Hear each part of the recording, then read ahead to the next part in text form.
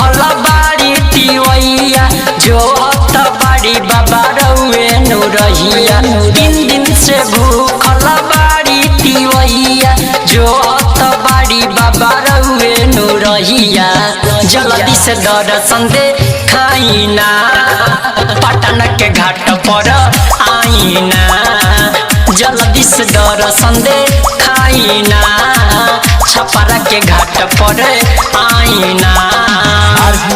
Recording studio Simraiya चौक। जल्दी से दर्शन दे खाइना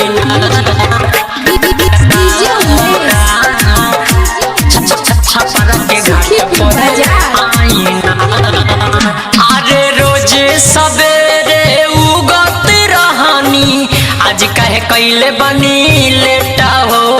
हाथ में लेके औरती वैया करतारी बेटा हो। करते बाबा सुनी ना रोज सवेरे उगत रहनी आज कहे कैले बनी लेटा हो। हाथ में लेके औरती वैया करतारी बेटा हो। बदरी के छिरी रउआ आईना सेवका के दर्शन दे खाइना। छपरा के घाट पर आईना जल्दी से दर्शन दे खाइना। जल्दी से दर्शन दे खाइना।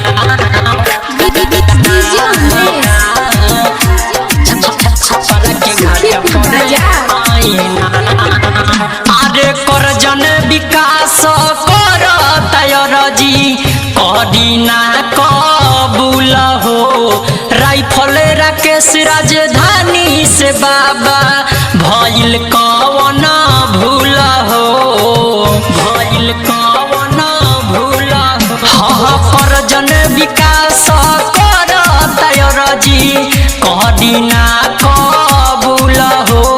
नीतीश विकास गोलू से बाबा भइल कवन भूल हो। लालन के बात ठुकराइना बेतिया के घाट पर आईना। जल्दी से दर्शन दे खाइना पटना के घाट पर आईना। 3 दिन से भूखल बाड़ी तिवैया जो हत बाड़ी बाबा रउए नु रहिया। जल्दी से दर्शन दे खाइना पटना के घाट पर आईना। जल्दी से दर्शन दे खाइना छपरा के घाट पर आईना। RVN रिकॉर्डिंग स्टूडियो सिमरैया चौक।